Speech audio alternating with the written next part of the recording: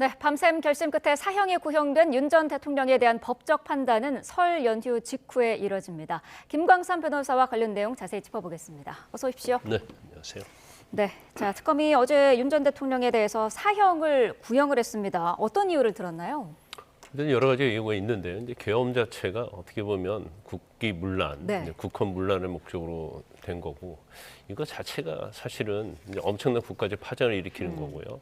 헌법 질서를 이제 파괴하는 행위라 이렇게 볼 수밖에 없어요. 네. 그리고 사실 우리나라에서 이제까지 이제 내란죄와 관련해서 처벌받은 사례가 사실 이제 전두환 노태우 때 아닙니까? 그런데 어떻게 보면 이제까지 우리의 어떤 국가는 민주적 기본 질서를 가장 침탈한 행위로 이렇게 볼 수밖에 없고요. 네. 여러 가지 보면 이제 대통령 지위와 권한을 악용했고 어떤 비상계엄의 목적 자체가 자기의 어떤 권력을 독점할 목적으로 했다는 거고 그리고 일단 무엇보다 또 중요한 것 중에 하나가 이제 사과와 반성이 없었다는 거죠. 네. 그래서 계속적으로 자기의 어떤 비상계엄을 정당화하는 그런 태도들 그리고 이제 전체적으로 종합해서 이제 사형을 구형했다 이렇게 말할 수 있는데 네. 지금 사실 이제 내란죄 우두머리 아닙니까? 수괴라고 볼 수 있는데 네. 이제 법정형이 사형과 무기징역밖에 없어요. 그런데 뭐 사형까지는 구형하지 않고 이제 무기징역 정도 구형할 거라는 의견이 상당히 있었어요. 네. 그런데 아마 이거 자체는 굉장히 내란죄에 대한 경종을 울리고 또 사형 뭐 선고 자체가 이제 사형을 나올지 안 나올지는 뭐 두고 봐야겠지만 네. 사형을 구형했을 때 사실은 재판부에서 감형할 때 이제 무기징역 정도 나올 수 있는 사안이기 때문에 무기징역을 구형했는데 이제 무기징역이 나오는 것보다는 네. 어떤 국민의 여론이랄지 이제 여러 가지를 보면 이제 사형 구형을 해서 사형의 어떤 선고가 나오지 않더라 하더라도 적어도 무기징역 형조 나올 수 있도록 하려는 그런 뭐 특검의 생각이 아닌가 싶습니다. 네, 특검은 어제도 전두환 전 대통령의 사례를 들었는데 윤 전 대통령 측에서는 그거와는 다르다. 아무도 다친 사람이 없었고 계엄 해제도 신속하게 했다라는 주장을 다시 한번 했거든요. 이 부분은 어떻게 보세요? 근데 이제 윤 전 대통령이랄지 김용현 전 장관은 계속적으로 뭐 경고성 네. 계엄이었다 이런 얘기를 하고 있어요. 근데 어떻게 계엄을 경고성으로 할 수 있나요? 이건 엄청나게 국가의 어떤 기본적 질서를 무너뜨리는 행위고 네. 이게 대외적으로 이제 국가의 신인도랄지 이제 경제 이런 거에 미치는 영향이 엄청난 겁니다. 그런데 계속적으로 이제 경고성 계엄이라는 것 자체는 사실 이제 말이 되지 않는 거고 네. 물론 뭐 전두환의 어떤 내란죄와는 좀 다른 부분이 있죠. 그때는 12.12 군사반란하고 또 5.18 민주화 항쟁 과정에서 무고한 생명이 굉장히 많이 희생됐잖아요. 네. 그래서 그런 부분에서는 다르지만 이게 내란죄라는 이제 본질적인 측면에서는 뭐 제가 볼 때는 일맥상통하는 것이 있기 때문에 물론 뭐 내란죄에 해당이 된다 하더라도 그로 인해서 뭐 살해가 됐다랄지 이제 사망자가 나오지 않았기 때문에 네. 어떤 내란죄의 경중에서는 좀 다를 수는 있겠죠. 그렇지만 이제 본질적인 내란죄 여부에 대해서는 사실 뭐 크게 다를 바가 없다 이렇게 볼 수 있을 것 같습니다. 네. 자, 그렇게 전두환 전 대통령의 사례와 관련을 해서 말씀하신 것처럼 윤 전 대통령 측은 이게 경중이 다르다라고 했는데 특검은 오히려 윤 전 대통령이 이보다 더 이제 처벌이 엄정해야 된다 이런 의견을 또 냈거든요. 그 부분은 뭐 일단 뭐 구형을 사형을 하고 또 재판부에 굉장히 중형을 선고될 걸 아마 바라면서 했던 것 같아요. 그런데 네. 이게 뭐 전두환 때하고는 뭐 비교돼서는 되지 않는다고 봐요. 일단 전두환 씨에 대한 어떤 재판 자체는 제일 중요한 것 중에 하나가 뭐냐면 일단 12.12 군사반란하고 5.18 민주항쟁 관련해서 네. 이게 군을 동원해서 진압을 했잖아요. 그 과정에서 많은 희생양이 나왔고 희생한 국민들이 나왔고 네. 그리고 그 당시에 범죄는 내란 목적 살인이 들어가 있었습니다. 실제로 이제 살인 행위를 했었고요. 그렇지만 윤 전 대통령 자체의 어떤 비상계엄은 시도는 했지만 어떻게 보면 네. 실패한 쿠데타, 실패한 친일 쿠데타라고 볼 수 있는 거거든요. 그래서 결과를 놓고 본다고 한다면 뭐 전두환 씨보다는 내란죄에 있어서 어떤 무게로 보면 뭐 좀 경한 부분이다 이렇게 볼 수 있죠. 이제 가볍다고 볼 수 있는 거예요. 네. 어제 윤 전 대통령이 90분 정도 최후 진술도 했는데 끝내 사과 내용은 없었고요. 진술 내용 전반적으로 어떻게 보셨나요? 일단 뭐 본인이 다병가로 소문이 많이 나 있죠. 그래서 뭐 사적인 자리에서도 뭐 2시간 얘기하면 거의 뭐 한 1, 20분 다른 사람이 얘기하고 본인이 다 얘기한다는 거 아닙니까? 그런데 탄핵 때도 마찬가지고요. 또 체포방해 관련 재판에서도 1시간가량 자신의 어떻게 보면 변을 토해내고 그랬는데 네. 뭐 저희가 이제 예상했던 거잖아요. 뭐 A4 용지 뭐 40장짜리 이런 얘기가 나왔잖아요. 네. 그런데 이제 본인이 보면 이제 법조인인데 이제 법적으로 얘기하지 않고 상당히 감정적으로 얘기를 하는 것 같아요. 그리고 계엄 자체를 계속적으로 뭔가 경고성 계엄이라고 얘기를 하고 있는데 어떻게 경고를 줬는데 계엄을 동원할 수가 있어요. 그 수단으로 삼는다는 것은 아주 잘못된 거죠. 그래서 아마 그 최후 진술 내용을 보면 이게 뭐 법적인 것보다도 자신의 이제 감정을 토해내는 이제 그런 내용이라고 볼 수 있는데 네. 저거 자체가 사실은 이제 탄핵이랄지 지금 계속적으로 이어져 온 어떤 자신이 언론과 관련된 부분, 아니면 이제 법적인 부분에서 이 얘기할 때마다 했던 똑같은 이야기들이거든요. 저 자체가. 그래서 저거의 어떤 최후 진술 자체가 자신을 지지하는 사람들에게는 영향을 줄 수 있겠지만 이제 법적으로 볼 때는 제가 그렇게 크게 의미 있는 말은 아니다 이렇게 봅니다. 어제 윤 전 대통령이 대통령의 국가 긴급권 행사는 내란이 될 수 없다라는 표현도 썼고요. 또 변호인단도 계엄은 통치의 영역이다라는 부분을 또다시 강조했거든요. 이 부분은 어떻게 봐야 될까요? 원칙적으로 이제 비상 계엄은 고도의 통치 행위를 맞죠. 근데 이제 고도의 통치 행위를 하려고 하면 이걸 무한대 무제한으로 통치 행위가 보장되는 게 아니고 네. 헌법과 법률이 정한 범위 내에서 행사를 해야 하는 겁니다. 그럼 제일 중요한 것 중에 하나가 과연 비상계엄의 요건에 해당되느냐는 거거든요. 근데 사실 이제 헌법과 법률에서 규정하고 있는 계엄을 할 수 있는 요건이 되지 않았거든요. 네. 그러면 단지 반국가 세력, 추상적인 반국가 세력 이야기하면서 또 이재명 당시에 뭐 당대표랄지 민주당의 입법 폭거 이런 것 자체가 사실은 비상계엄 요건이 될 수가 없어요. 그렇다고 한다면 계엄의 요건마저도 사실은 구비되지 않은 상태에서 허술한 비상계엄을 했다 이렇게 볼 수 있거든요. 네. 그래서 본인이 뭐 경고성 계엄을 했기 때문에 완벽하게 갖추지 않은 계엄을 했다 이렇게 말하고 있는데 사실은 뭐 재판이랄지 탄핵 과정에서 나오는 것들을 보면 뭐 체포하려고 할 수 있고요. 또 네. 국회에서 국회의원들 끌어내려고 했었고 여러 가지 이제 국헌 문란의 어떤 행위들을 뭐 굉장히 지시한 측면이 굉장히 많이 있어요. 네. 물론 본인은 부인을 하고 있지만 이제 그렇다고 한다면 이건 비상계엄 요건에 해당이 되지 않기 때문에 네. 이걸 단지 통치행위 때문에 사법심사 대상이 되지 않는다. 그건 제가 볼 때는 이제 법적으로는 뭐 성립될 수 없다 이렇게 봅니다. 네. 어제 윤 전 대통령 측의 변호인단이 서중 조사도 10시간이 넘었습니다. 11시간 정도 이어졌는데 여기에서도 여러 가지 눈에 띄는 표현들도 있었거든요. 계엄 선포를 노무현 전 대통령의 뭐 이라크 자이툰 부대 파병이라든지 박근혜 전 대통령의 개성공단 가동 중단 조치와 동급으로 들기도 하면서 좀 시간 끌기, 이것도 시간 끌기 아니냐 이런 비판도 나오고 있었는데 어떻게 보세요? 근데 제가 볼 때는 좀 약간 생뚱맞다고 봐요. 네. 비상계엄 선포한 거하고 개성공단이랄지 아니면 뭐 이라크 파병이랄지 이거하고 어떻게 비교가 될 수 있는 것인지 저것은 네. 고도의 정치 행위 중에서도 어떤 그 대통령이 할 수 있는 재량의 범위에 속하는 것이거든요. 네. 그리고 정치 행위를 할지라도 저게 헌법과 법률이 위반되지 않아요. 하지만 지금 이번에 윤 전 대통령의 비상계엄 자체는 전형적으로 헌법과 법률 위반이 되는 그런 유언적인 어떻게 보면 행위라 이렇게 볼 수 있는 거거든요. 그래서 뭐 몽테스키에도 나오고 뭐 외국의 뭐 사례를 들고 하는데 그건 뭐 이 사건과 전혀 관련이 없는 예를 들면서 뭔가 자기 방어를 하려는 이제 그런 태도에 대해서 상당히 저는 의아하게 생각합니다. 네, 이재명 대통령의 공직선거법 위반 사건도 언급이 됐었거든요. 헌법 84조를 이제 들면서 얘기를 한 건데 이 대통령 사건도 재판이 정시되는데 심지어 윤 전 대통령은 이거 재직 중에 계엄을 선포한 건데 법적으로 지금 판단하는 게 맞느냐라는 논리였거든요. 저는 당연히 내란과 외환의제이기 때문에 네.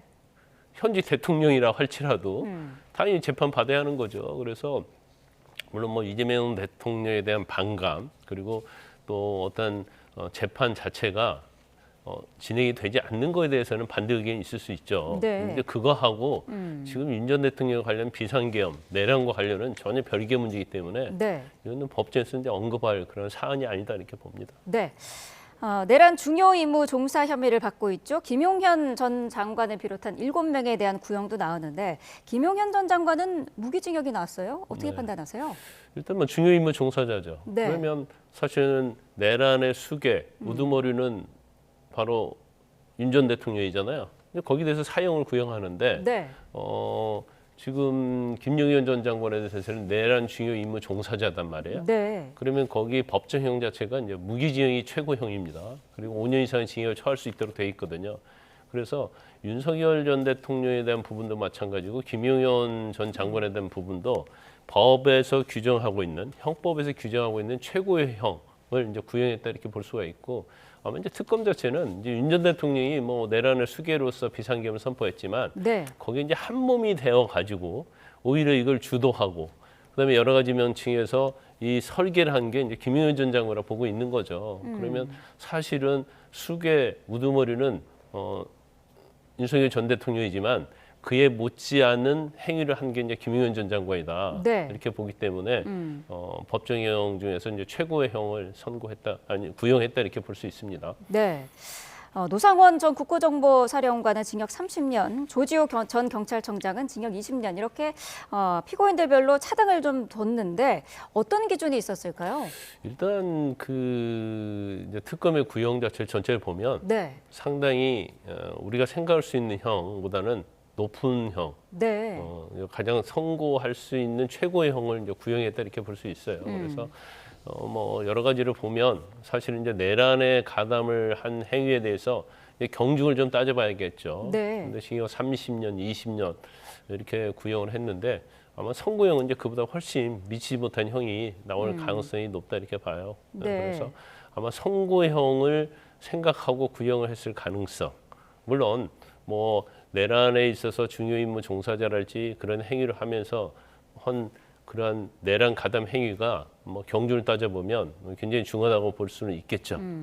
그래서 이제 특검 자체는 이것 자체를 굉장히 중하다고 생각하기 때문에 이제 구형 자체는 뭐 제가 볼 때는 일반적 기준에 비해서는 구형을 상당히 중형 구형을 했다 이렇게 볼 수 있습니다. 네.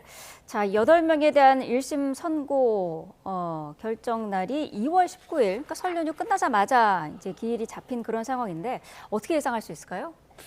일단 뭐 제가 볼 때는 아마 윤 전 대통령에 대해서는 이제 사형을 구형했는데 네. 무기징역형 정도 나올 가능성이 크다 이렇게 봅니다. 그러면 내란의 우두머리가 무기징역을 선고했다고 한다면 김용현 전 장관이랄지 밑에 중요 임무 종사자에 대해서는 이제 징역형이 선고가 되겠죠. 그 징역형 선고는 자체는 뭐 재판부에서 아마 제가 볼 때는 김용현 전 장관에 대해서는 상당히 형량이 높게 나올 거예요. 그 무기징역형을 감경하게 되면 이제 10년에서 50년 사이에 선고할 수 있거든요. 네. 그런데 그 범위 내에서 중요 임무 종사자 중에서는 김용현 전 장관에 대해서 형량이 가장 높게 선고가 될 것이고 네. 이제 나머지 종사자들은 가담의 정도랄지 그다음에 가담 이후에 어떠한 정상에 관한 그런 것들 참작할 사유가 있는지 여부에 따라서 네. 형량이 아마 내려질 것으로 보입니다. 네. 자, 이제 재판부가 판결문 작성에 들어갈 텐데 한 달 정도 남은 상황이지 않습니까? 네. 그 사이에 어떤 감경할 만한 사안이라든지 그런 게 있을까요? 아니, 그건 뭐 보이지 않아요. 왜냐하면 뭐 탄핵 재판 때도 마찬가지고 네. 지금 재판 과정에서도 계속적으로 마치 비상계엄이 정당한 것처럼 네. 계속 주장을 해왔는데 그걸 뭐 갑자기 태도를 바꿀 수는 없는 거고요. 네. 그래서 이제까지 나온 어떤 공소장 내용하고 그다음에 사실은 재판 과정에서 보여준 어떤 피고인 윤석열 그리고 김용현 이런 사람들의 어떤 태도 자체가 사실 이제 국민이 볼 때는 굉장히 불편한 점이 많이 있었고 네. 한술 더 떠서 또 변호인들의 행동 자체가 사실은 이제 정상적인 변론을 보기 어려운 부분이 많이 있었거든요. 네. 그래서 이러한 부분들이 사실 어떤 감경할 수 있는 그런 사유는 아닐 것이다. 더군다나 지난 이틀 재판을 통해서 변호인들이 보낸 그런 행동들 이런 것들이 사실은 재판에는 굉장히 불리한 영향을 미칠 거예요. 그런데 네. 이거 자체를 사실은 이제 피고인들이 제지를 하고 그랬어야 하는데 오히려 이제 한 몸이 돼가지고 똑같은 행태를 보여왔거든요. 그렇기 때문에 오히려 그러한 부분들이 형량을 높이면 높였지 감경하는 요소로는 작용하지 않을 것이다 이렇게 봅니다. 네.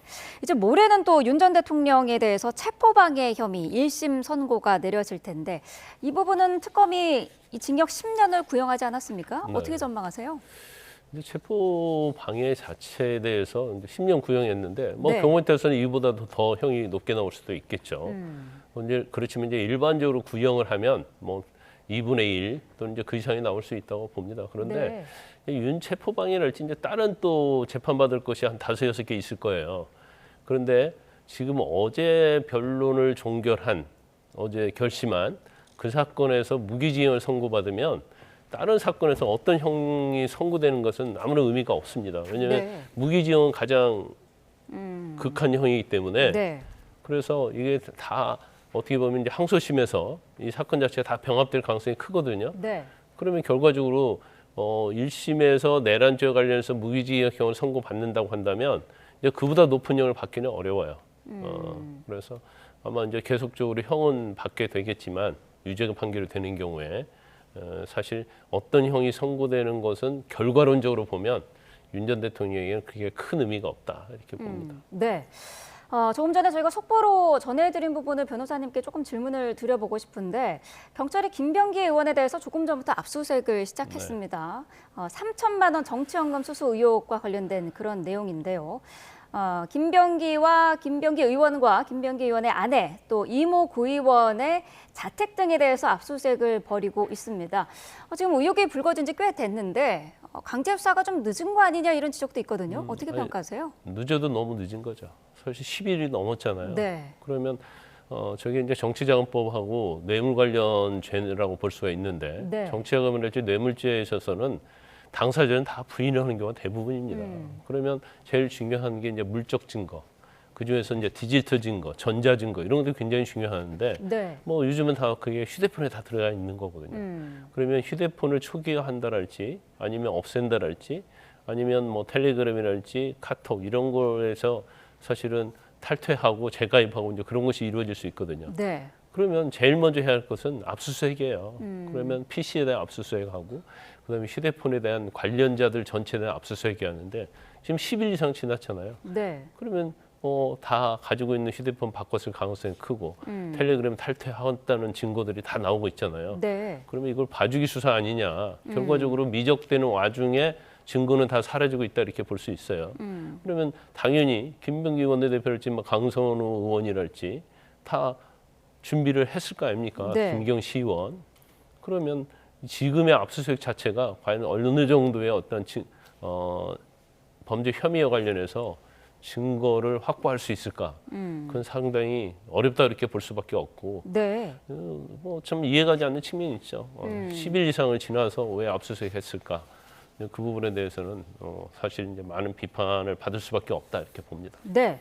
구의원들에 대해서는 사실 먼저 이제 조사를 했었는데 돈을 어쨌든 줬다는 부분은 인정을 하지 않았습니까? 그러면은 이제 그렇죠. 경찰이 앞으로 어떤 부분을 좀 더 증거라든지 어떤 부분을 들여다봐야 될까요? 일단 뭐 김병기 의원은 부인을 하고 있잖아요. 네. 그런데 구의원들 전 구의원들 돈을 줬다는 사람의 어떤 진술서를 보면 굉장히 일시 장소랄지 구체적이면서 일관성이 있어요. 네. 그리고 줬다는 사람이 확실하게 얘기를 하고 있기 때문에 그런 측면에서 보면 제가 볼 때는 뭐 김병기 의원에게는 굉장히 불리한 요소로 작용을 할 것이다 이렇게 보고요. 네. 지금 문제가 되고 있는 구의원 2명 말고도 또 새로운 뭐 구의원들의 어떤 공천과 관련된 부분들이 이제 네. 문제가 되고 있거든요. 그래서 이 범위가 이제 어느 정도 확대될 것인지 그걸 한번 좀 봐야 할 것 같고 네. 뭐 이런 것들이 인정이 된다고 하면 뭐 결과론적으로 김병기 의원이 이제 구속될 수도 있는 그런 상황이 올 수 있다 이렇게 봅니다. 네.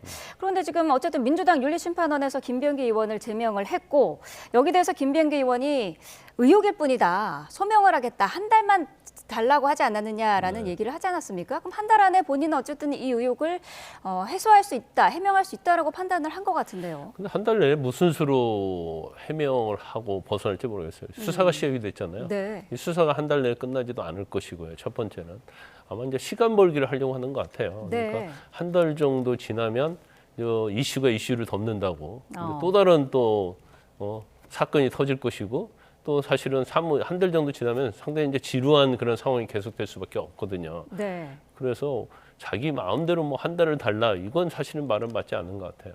뭐 한 달 지난다고 해서 뭐가 달라질 게 있느냐. 계속적으로 의혹이다가 이렇게 하고 있는데 네. 그 의혹에서 이제 구체적인 증거, 자료, 자신이 정말로 죄가 없음을 밝힐 수 있는 결정적인 걸 내놓아야 하잖아요. 근데 그런 거 내놓지 않고 나오고 있는 의혹에 대해서는 다 이건 무고다는 식으로 얘기하는 것 자체가 사실은 뭐 국민의 입장도 마찬가지고 민주당 네. 입장에서 이걸 받아들이기 어려운 측면이 좀 있죠. 알겠습니다. 자, 김병기 의원의 압수수색 소식까지 자세히 짚어봤습니다. 김광삼 변호사와 함께했습니다. 고맙습니다.